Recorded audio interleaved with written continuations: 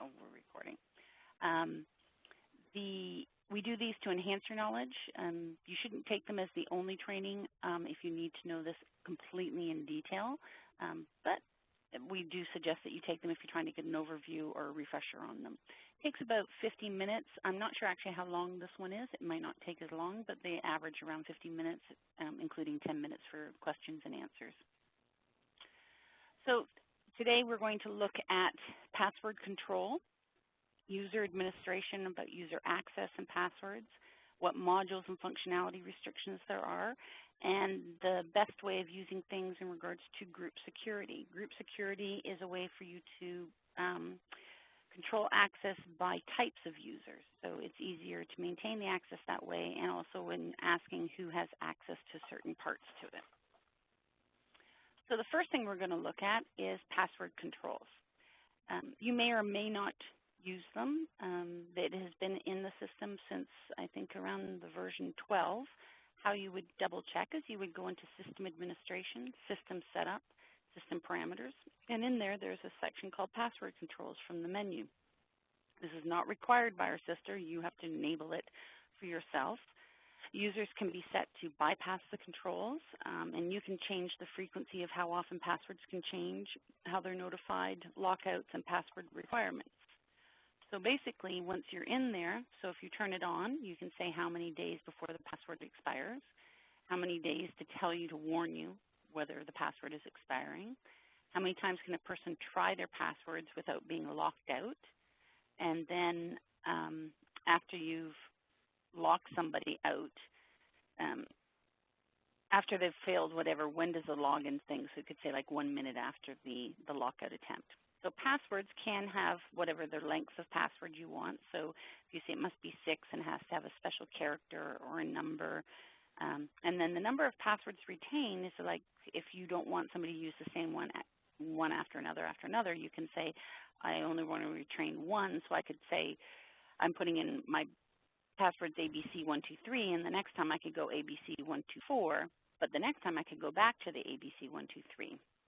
If you set it to days for password expiring to 90, and then do number of passwords retained 4, that means they have to have a new password for a year.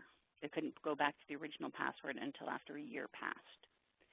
The last one is allow user IDs to match the password. That's usually what a lot of people have for their point-of-sale people, where you have your user and your ID, their password match, so they don't actually have to enter the password. That's a very common thing. So when you're in the user ID section, when you're entering the password, you would put it into here. If it's a new password, it will ask you to repeat it. And this is also where I have the group ID if we're going to use group security. The part in here for the user ID and the user options is where we can say they can bypass or put in something new. So the user ID can be up to 8 characters. If it's an F&B user, I often say make them shorter. Sometimes numbers are faster or they're 3 initials. If you do put in numbers, leading zeros will be removed. So if you put in 0, 1, 2, 3, the actual password, password or their user ID will be 1, 2, 3. The 0 is not kept. The full name and the familiar name, the full name is used on reports and will be imported into the timekeeper when the staff are set up. Familiar name is what shows on the chit. So I often will put back that the full name is here, and I'll put their last initial with the period at the end under the familiar. So this is what shows on chits and things, so that the last name doesn't have to be spread around there. So if you're using the password controls, the user will not be set up unless the password follows those rules. So if I went in there and I said that the password had to have 6 characters and I only put in 4, it would just keep on beeping at me until I will say you have to have a minimum of 6 characters. If I didn't put in a special character and it was required, it would tell me once again, sorry, the password you put in doesn't have those special characters. If you're using password controls and the user doesn't apply to the controls, such as servers, a lot of people don't put in these types of passwords. They don't want their servers to have to put in a password. You can turn a flag on in the user option saying bypass. If the password matches the user ID, the password doesn't have to be entered when you enter in your user ID. So, but you have to have that flag turned on under password control. So going back to the original screen that we saw here, if I have this enabled, this must be turned on for you to be able to say that the passwords can equal the user IDs. There is another option to say that if somebody has forgotten the password, you go in and say, okay, I've set up a temporary password of ABC123 for you, but you'll be forced to change your password on next login. So on the user options of the user, you will see that they have the ability to bypass password controls. This means they're not following the rules of, let's say, that they have to have a minimum of 6 characters or special characters. And then we have the option of must change password at next login, so you can turn those on. In the original user setup, there is the field there called job function code. This is only used from the user screen in regards to our tip pooling program, and it has to be attached to the user ID. If you are not using the tip pooling program, you do not have to have this. So I'm going to go back to our screen again for the users. So here where it says job function, this can remain blank. This is not used for anything except for tip pooling. That button here. We do use job function in our timekeeper, but we do not have to have it on this screen.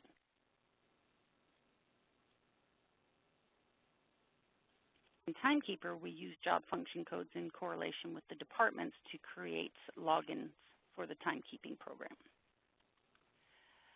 If you wish to give people cards, either magnetic swipe cards or barcodes, you can use or even RFID cards or like proximity readers. They all work the exact same way because they are what we refer to as keyboard emulation. They are just as if they were typing the number or their ID on a keyboard. So basically, it's not enforced, the barcode ID. What you would do is type the number into there, and it doesn't have to match their user ID. So my user ID is Nancy K. My barcode ID is 123456789, and when my password is ABC123.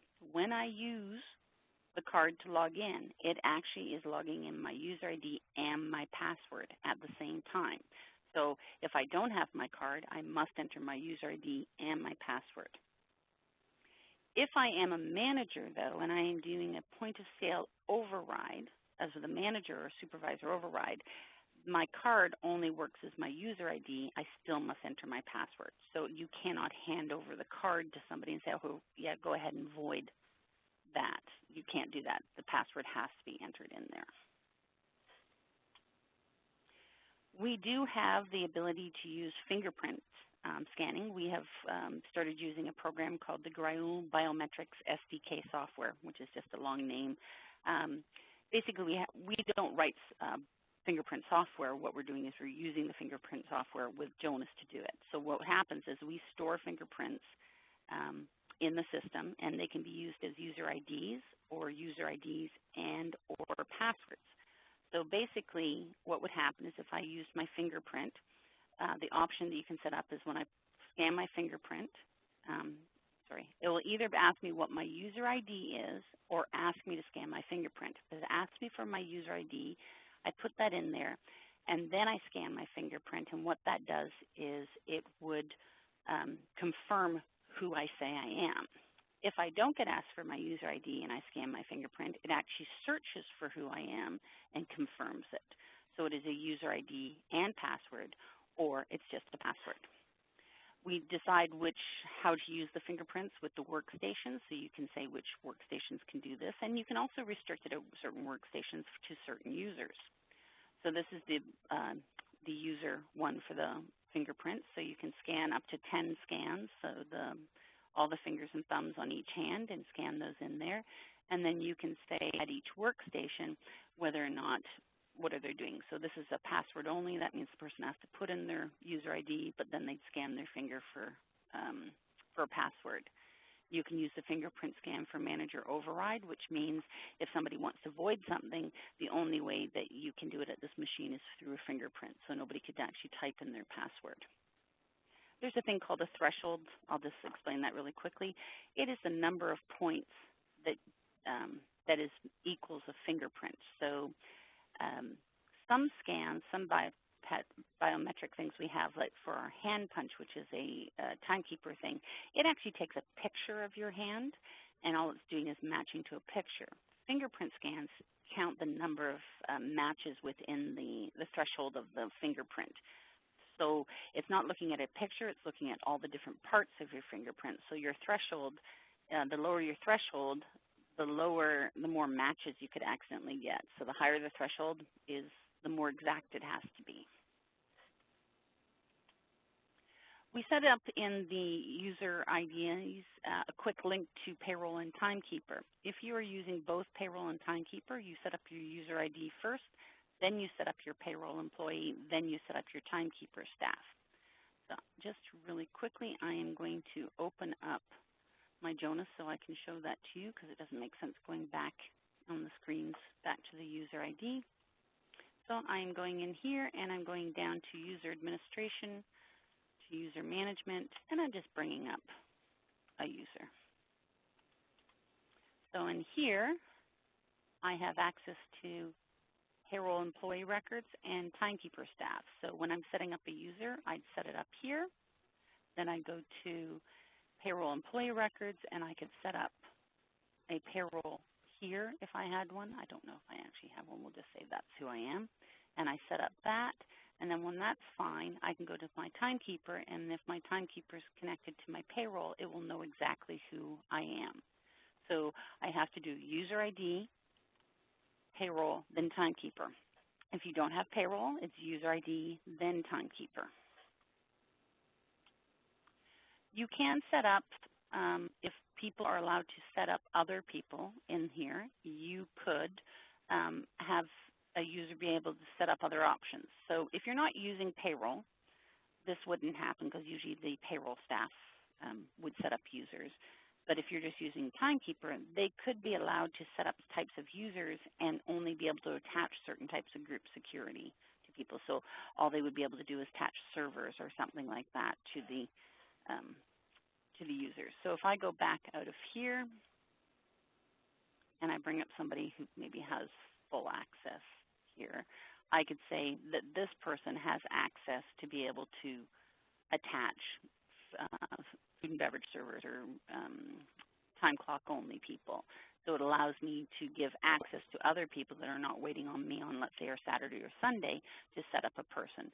You could actually have someone be set up on the weekends, except not Monday to Fridays. But if you have payroll, I wouldn't suggest that. We now have the ability to do user messages. So you can add messages to specific users. These are messages. The messages must be set up in the user messages program first. The messages for employees who would not necessarily receive emails. So let's say you want to tell somebody that you're having a staff meeting at 3 o'clock this afternoon or a fire drill. You could actually set up a meeting so when they clock in, they'll be notified of it. So when you go in to set up the user messages, so I've set up one saying there will be a fire drill, and then I could go in and attach it to specific users so they can be set up. I can attach them by group ID, or I can attach them by job function. So we'll go over to that. So user messages.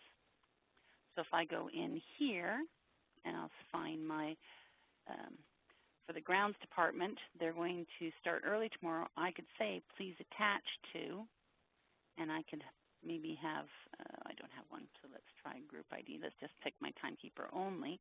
I could do that and say, these are the people that are attached to that. Just display that one message.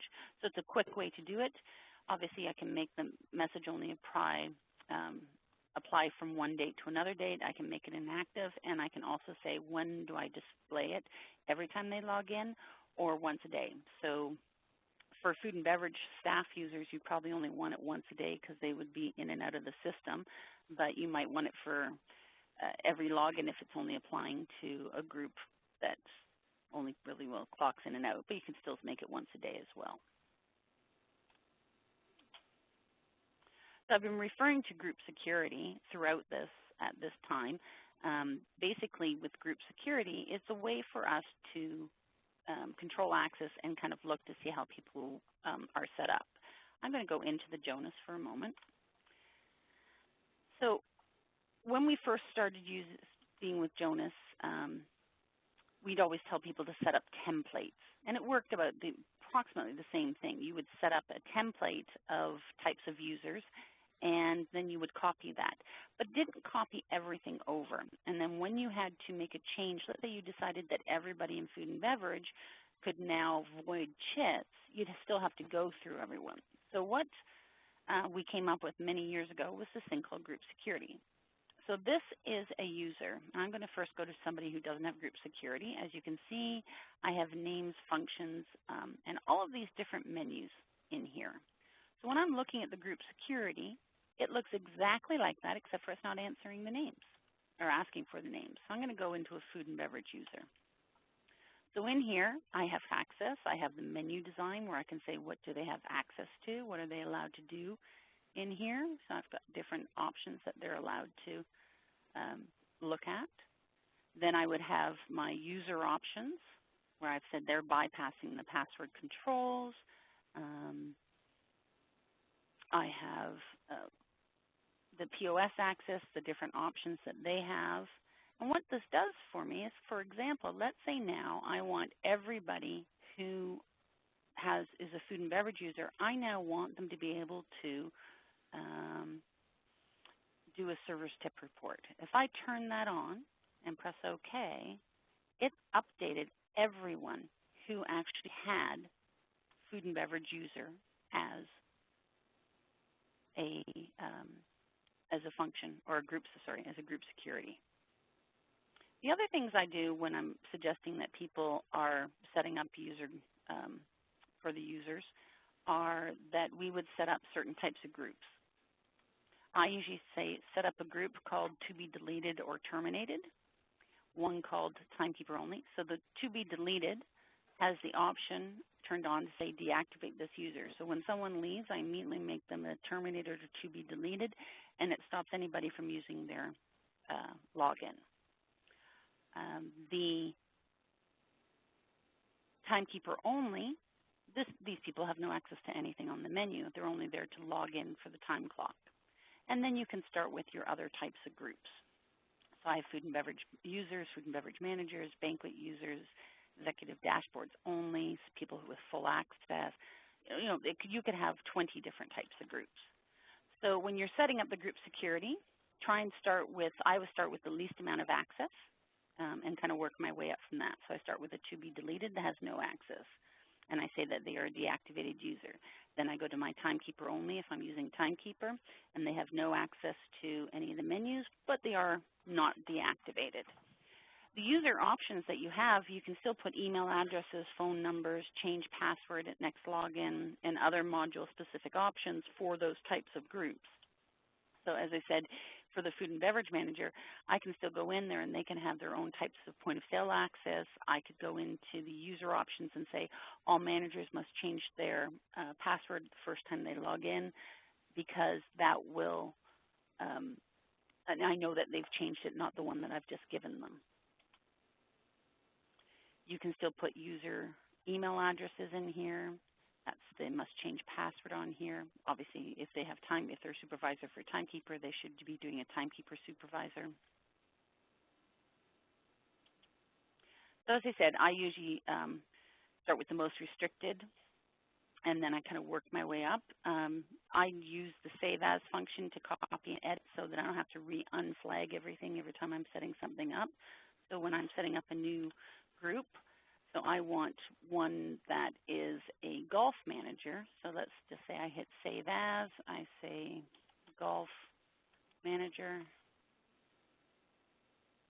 I've basically got a lot of things on here, but maybe now I need to add club inventory on here, and I need to take off, you know, a couple of things but keep some other things. So you can set up, you know, lots of different things. There are a couple other things with point of sale. In regards to this, you can restrict to partition if you are using partition, so you want to make sure that food and beverage people can never get into golf.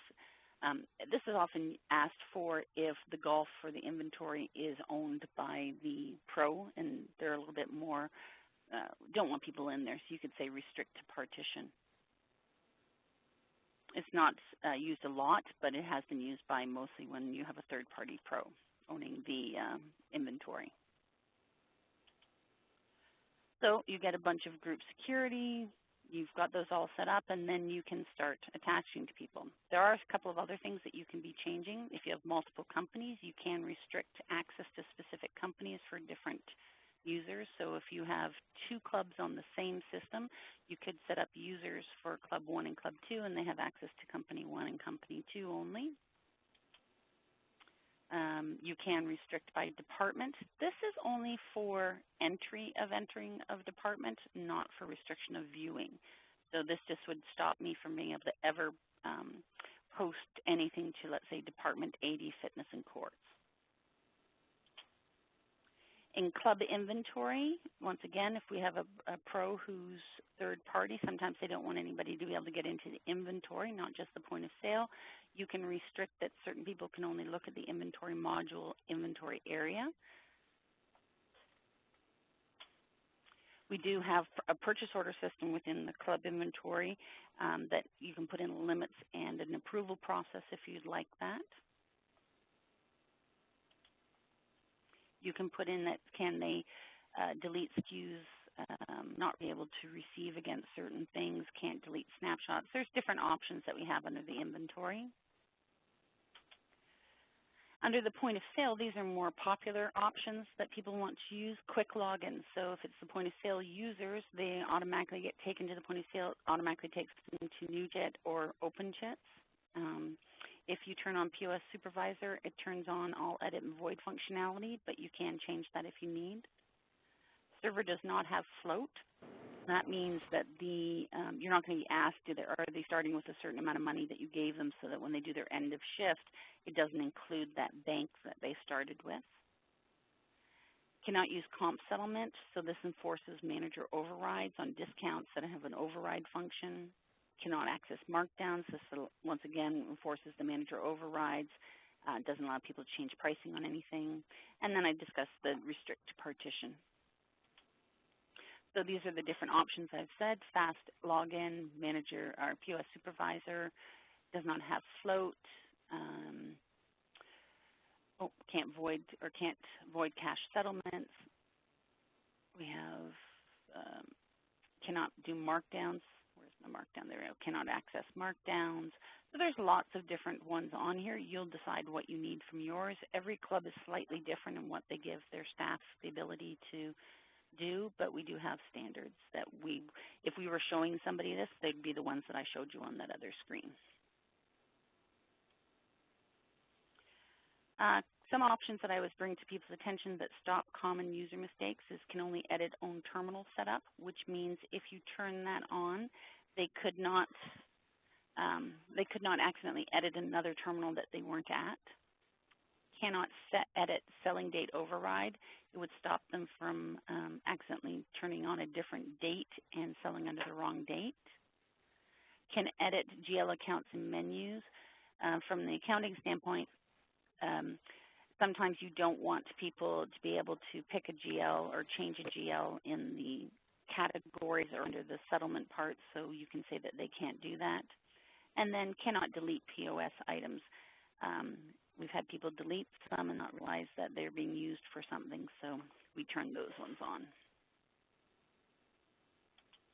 In club management, there are some options. We have a great gate security. There's some order processing options in there. There's gift certificate options. There's cash card options, hotel notes, access and update, communication tracking from the club management side, whether you're allowed to delete any communications. Can you do a cash receipts preview? And then there's a members check option. We have the ability to print a check out of the club management program. A lot of people don't know that, but you can do this, and basically you have to turn it on. So this is where I've brought that in here. So the club management options, you can see all the different options we have here. Up here says member checks. You can print a member check, always post as a member charge, and only up to the amount of the credit on the member's account. you do have to turn on a flag on the club side under special options to say which AP vendor or AP ledger does it go to, just in case you're wondering. There are a couple of other options on it. You cannot issue checks to any member. That will require a 1099 on it, though, because we do use our miscellaneous vendor. So options for tea time management. Basically, you can set it up this way. There is the option in tea time management that allows the tea time users to pick and choose who has which functions, or you can set it up this one. Basically, it has to do with T-sheets, bookings, restrictions, lotteries. Can I override certain things? So when we look at this, can I override golfer classification restrictions? Any type of restrictions that we have in here, you can have the option to override. Can I open a T-sheet? Can I close a T-sheet? The next part in the user groups are security. So we've kind of looked at, I'm going back into our, I'm just going to open back into our groups or the different things. So I was looking at, we had club inventory, point of sale, club management, tea time. There are some other things in here that would not apply to us. There is banqueting, catering, but we're going to talk about button security and field level security. What is button security and what is field level? So button security tells me, can I go to certain screens from the main screen? So on the club screen, I'm just going to get out of this for one moment. They're referring to, I'm going to go to a member file. So button security is these links over here. Am I allowed to go to those? So I could say, yes, I can go into a member screen and look at things, but maybe I'm not allowed to look at the billing screen or the pre-authorized payment screens or something like that. So it will stop me from being able to go in here. These will be kind of grayed out, and I will not be able to access them. Field level security stops me from being able to change anything in a field. So from a member standpoint, maybe I am allowed to go in and look at somebody, but I'm not allowed to change anything. All of these screen fields would be grayed out if I do not have access to them, and I would not be able to change them. Or maybe I'm allowed to change addresses, but I can't change names or any of the other types of things I have on here. So you can make those levels change for certain people. You can also do field level for fixed assets and employees in some of the various screens, depending on which module you pull down on. I've just pulled down the club one on here. As I said, there were a couple of things for the banqueting catering, whether or not you're allowed to process certain types of settlements and billings, or be able to do things on processing, such as I can't access services, I'm not allowed to access resources. There's different options you can have. These get very restrictive for some people, so when you're doing it, make sure you're not taking away their ability to do their job. The big thing is, what do people have access to? So menu design. Using this, if you are setting it up, you can only give what you have. So if you are the person who looks after everybody's menus and you do have access to everything, but you give yourself a limited menu because the first one's too much, you should set yourself up with a user, maybe like an admin user that has access to everything that allows you to change things. Otherwise, you can't give people certain things that maybe are not on your regular menu. The black arrows, when we look at the menu, tells me that there's a sub-menu.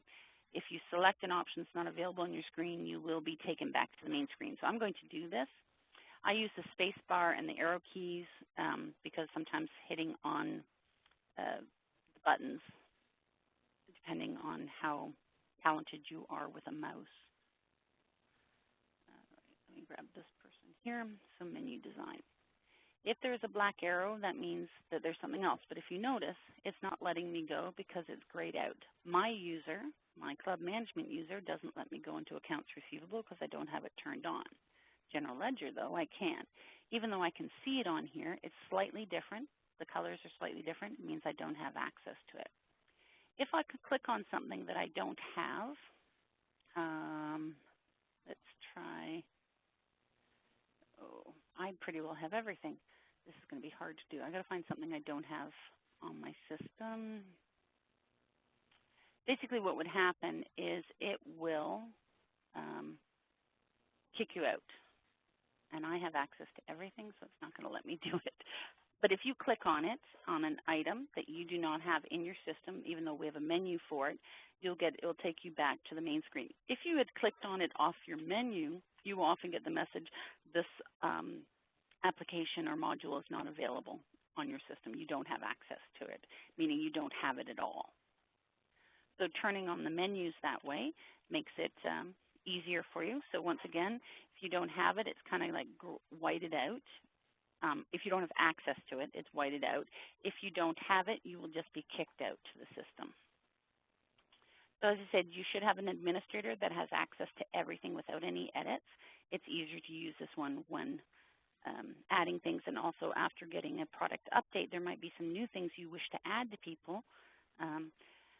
The thing is that when you have an edited menu, and what I mean by that is if I take anything off this menu here, if I take off the design and I add a new thing to this menu, it will not show up on mine because I now have an edited menu. I would have to be given it. If I have a full menu that has never been edited, it will show it to me, but it also works on the subledger or the submenu part. So because I've taken these off, if anything was added to this menu, I would not see it. So it's always good to have a user that has full access without any edits so you can see if anything's been added to menus and so that you can give them to others. User preferences. This is a different menu within Jonas. It's below the user administration or the user setup. You can have your date format. The default for most things is year, month, date. But if you're in the UK, it defaults to day, month, year. I think in some other ones it will go month, day, year, but you can choose whatever you wish. Help level, this is the F2 pop-ups. So when you are in a system, like when I'm here, nothing pops up unless I click on it. If I have been on a beginner, any F2 listings would pop up a lot more.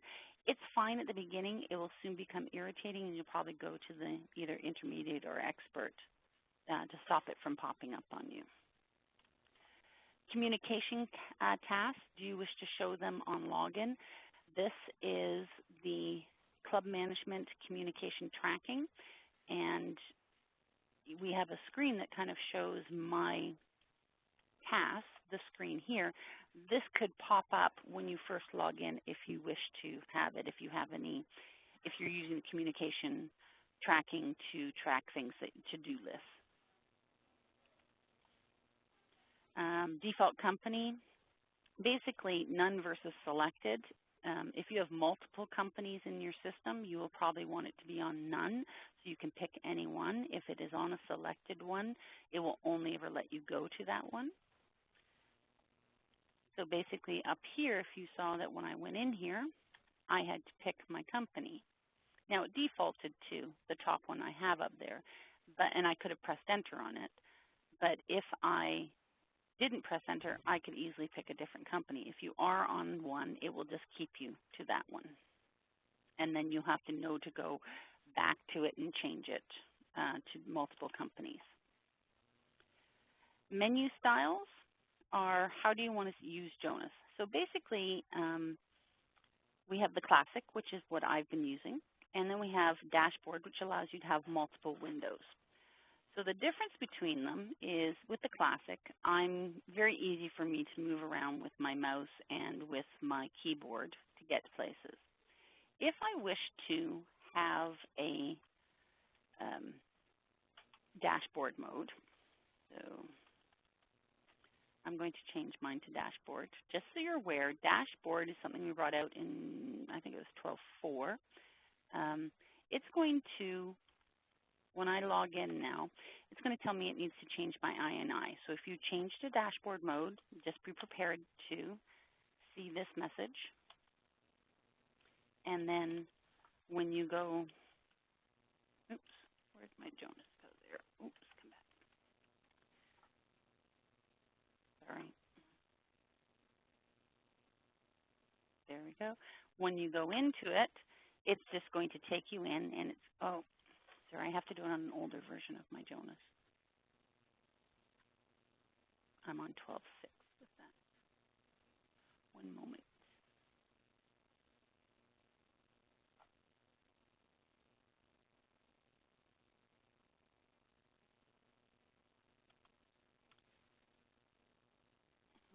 Okay. Sorry about this. I need to. If you notice that my user administration is all in the main menu, it's now in a sub-menu the other way. Oh, sorry, that's not the one I wanted. I'm in the wrong one. There we go. Change it to dashboard style.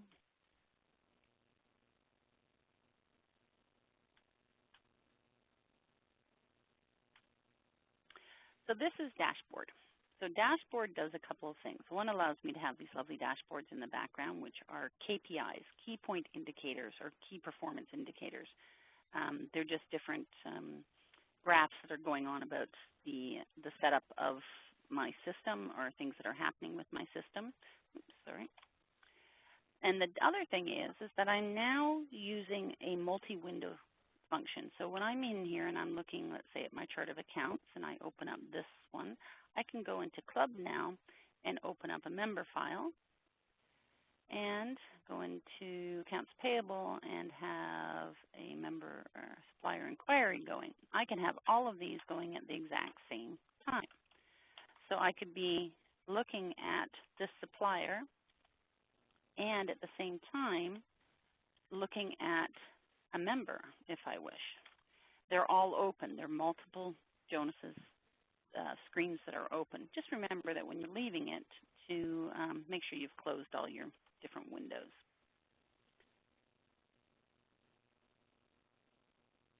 Sorry, I have to put back I usually work in my Classic because it's easier for me to, well, I should have changed myself to Classic.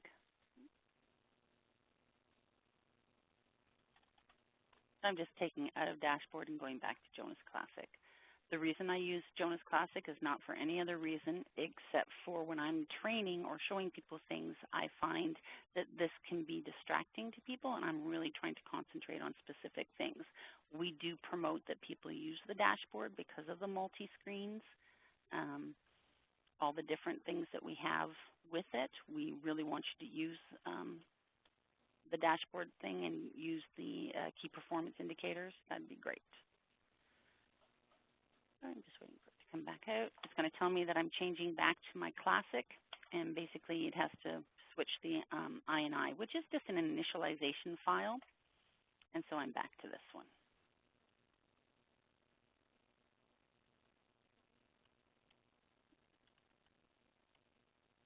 Trying to find my, there we go. Help system. Basically, we have two different help systems. One is the old, which is the pop-up windows that when you're in Jonas, if I'm pressing F1, this is the old one, or I can use the new one, which goes to a HTML document. And I can see it this way. So those are the two different helps. So when you press F1, what will appear? Okay. Enable favorites news. So I don't know if you've noticed along the side of my screen, I have a nice little program running over here that tells me different things. So one is like if when we're doing product updates, a lot of people don't, well, say, oh, I don't know when a product update is available. You can actually go into here and you can actually look at some of the things about the different releases. So we will always show our previous release, our current release, and our upcoming release, so you can see what's been added to them. We just notified on August 19th that our user groups are filling up fast, so feel free to please join. Other product updates, so you can see those. There's a couple of other things that are on here. Info, so if you want to know anything about your what my username is, my client code, my version, PVX version. You might be asked that by support.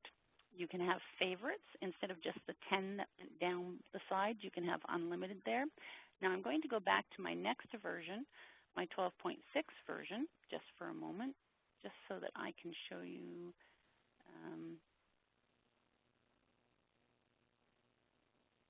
Let's go in as a different user.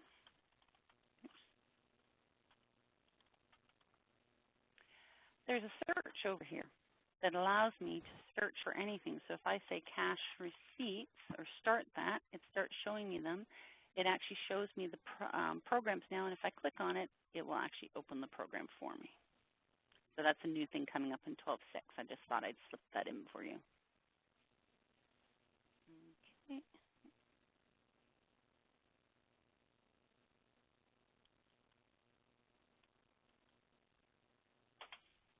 So this is the user preference screen. So basically it's the date, the help, menu style, help system, calendar view. That depends if you want to see 1 month come up at a time, 3 or 6 or a year. There's a couple of things in here. If you're using the dashboard configuration is where you would set up those charts that I had in the background. Default company. This is for the widgets, so I can say how I want them set up, and I can drag and configure which way I want to see my different widgets and dashboard graphs. That is the news feeds. The next thing under the user administration is the menu minder. Basically what this does for us is it will show us what do we have, what do people have access to. So when we're looking at that, we can actually say, please show me anybody who has access to anything. The biggest thing with this, just so you know, is it's a very long report. View it or send it to Excel. Do not try to print it because it could be hundreds of pages long. What it does, the menu minder, is that you can actually say update, remove any unused menu options. Now you would only use this if they're not using the group security. So this would be for people who do not have group security and kind of run through that way. What it would do is if you have never used the program, it would remove it from my menu. Resetting user passwords. This is a quick function to reset user passwords. You don't need to access the user administration, so it keeps people out of the user administration, but you can help people reset passwords. So sometimes you can give this to managers if people forgot their passwords, if you're enforcing them. All right, so workstation options. The workstation options is basically for non-point of sale workstations, you can actually say who is the common user of it. So I don't have to put my user name in all the time. If you were noticing when I was logging in, it kept on saying club in the login. That's my common user. I can do the fingerprints here. This is where I'd say that I want to use fingerprint scanning at this machine. And the other thing that some people have asked for is that you can't see someone's login when they're logging in. So we can mask the user ID and login. So you can't see it when it's being typed in, and you can't see it at the bottom as well. So those options are most common ID, mask user, login, and then you have the over here, the user login is where we do the fingerprint scanning. There's one other thing here is if people are using the timekeeper and you have hourly staff in the office, you can clock in, clock out from the keyboard workstation, not just on a point of sale workstation. I'm just going back into my Jonas again. I'm just going to, my Jonases don't want to. Let me just find it again. Oops, sorry. There we go. When I clock in, you'll see that there's this clock in icon here. This allows me to clock in and out from a back office workstation opposed to just a point of sale one. So you do have those options.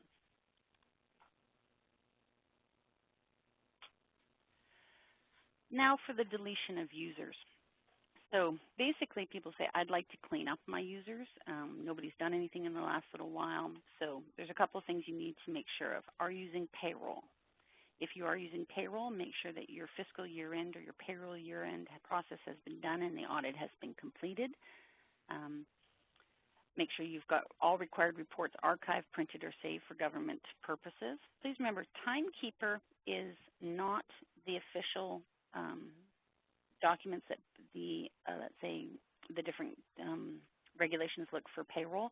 It's your payroll program. That is where you're issuing it. Your Timekeeper is really where you're clocking in and out, but it is always such a good idea to maybe keep track or archive or print a report to PDF and keep it every year. If you're using the Timekeeper, to be able to delete somebody, you must be able to delete their historical time. And then you can delete their staff code, and then you can delete their user. So otherwise, if you try to delete a user, and I'm just going to go in here again, what will happen, if I go to hit Bob Smith and I hit delete, let's see what happens here. Sorry, but there's Timekeeper information on file for this user. So what it's referring to is that I have a Timekeeper for Bob Smith. If I try to delete Bob Smith from Timekeeper, it will tell me the presence of time history records. So this is where I'm saying you must get rid of the time history records, then you can delete the Timekeeper staff, then you can delete the user. It sounds like a lot. It really isn't. You just have to get into the habit of the proper reports to print out each year. So when I'm referring to history, so I can actually do it for Bob Smith. So if I go to Timekeeper and I go to my reports, I would run a report for whatever year I wanted to. I'm just going back all through time to right now. And I'm just going to pick my lovely Bob King or Bob Smith. Okay, and I'm going to print this and PDF it.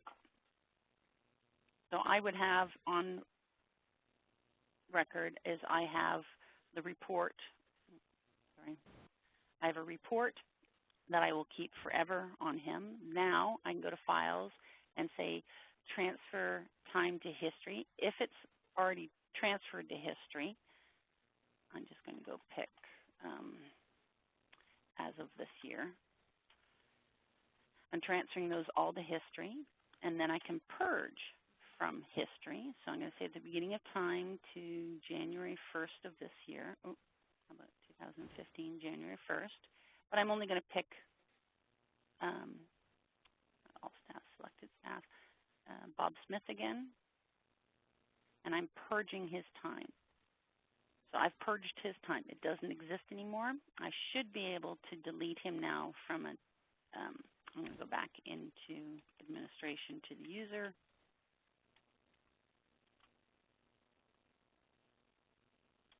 So I'm going to go in here to Timekeeper and hit delete. Now it lets me delete because he doesn't have any time. And now I can hit delete on his user. As long as I don't have any point of sale, nothing, he is now gone. So as you can see, it's not that difficult. It's just knowing what to do, but make sure you keep all your information. And that's it. We've covered quite a bit in 50 minutes. Is there any questions at all? I'm going to unmute the phones because it seemed the chat wasn't working.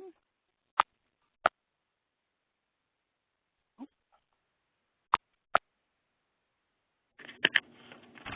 Hi, any questions? I do have one question. This is Cindy. Hi, Cindy. On the dashboard style, can you customize those KPIs? Yes, to a certain. Yes. So I'll show you. Just one second. I have a couple of people in my office, so I put you on speaker so they could hear your question. So in here, under Administration, you see Widgets, Dashboard, Components. So you can create a new widget. As long as you're in 12.4 or higher, this will work, and I can just call this NK Test. And I'll say, what's the source? So maybe I'm looking at food and beverage one. So I pick food and beverage. I'm not using any user security, and I'll hit the ready for release after I come back to the parameters. So on here, I could say I want to look at a monthly. I want to see a monthly average sales per cover gauge, and I want to use my food and beverage. And maybe I only want to look at one area. So once I have that, and I say ready for release, I say OK. And I'm going to go back to my user preferences under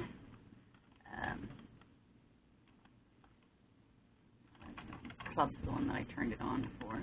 And now this is where I have those different things. I can pick how many I want to see, and I can drag it. I just drag it there. Oh. Or somehow, or something I've done. Okay. Oh, display dashboard. There we go. Turn that on. There. But you just click and drag that way. I have to go back to my other Jonas to show you the other things. This is the one I'm not getting to work. So all you're going to do is just go in here to the widgets, dashboard components. Now, if you have any suggestions, now this one here that says web would allow you to actually, you can actually launch have a web thing going in the background or a news feed or something like that. So that's what the web one is. But you can use any of these, like you want to set up. So when you're setting them up, there's the sources. So basically at this moment we have 2 hotel ones, 2 point of sale ones for food and beverage. The inventory one looks at cost. Point of sale ones will look at covers. Those are the 2 different main ones between that. Tea times will show you some statistics. Now if you want to see these as well, if you're in point of sale under managers functions, they're there as well. So you don't have to even design them if you don't wish to. It's something like in banquet and catering for the day's events that could show up? No, that's that wouldn't be it. But if you want to see what day's events, like you do have something else up here. You know that you have this. Yes, that's what I was wondering if that could be a square on the dashboard. Well, do you want to know something? That is something, if you wish to put in a wish list, we do always want people to give us ideas with this, so I can make note of that and pass it on to the product manager and kind of go from there. So you're looking at the events calendar link toolbar to a widget. Okay. That could be something like that, definitely.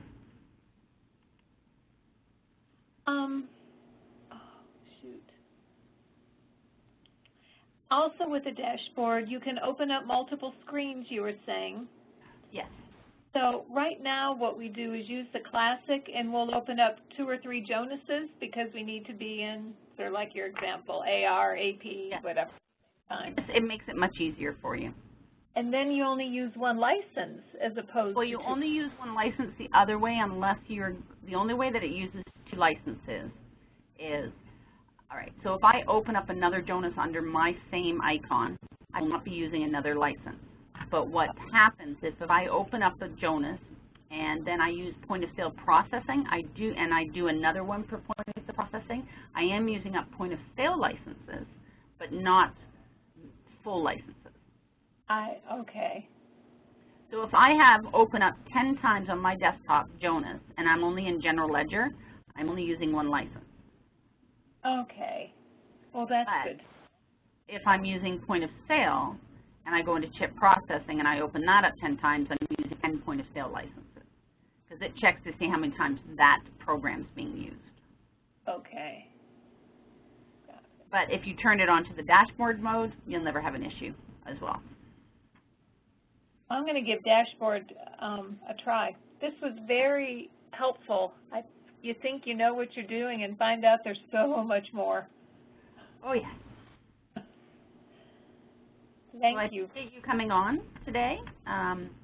If there's anything I can help you with, or if you have any suggestions, because we're coming up to the end of the year where I start making ones for the following year, to have any suggestions. They have to be very specific about one thing. There's only so much you can cover in an hour. But if you have any ideas, please send them to training@jonasclub.com. We appreciate any feedback. Okay, great. All right. Well, you have a great day. I will. You too. Thank you. Thank you. Bye-bye. Bye.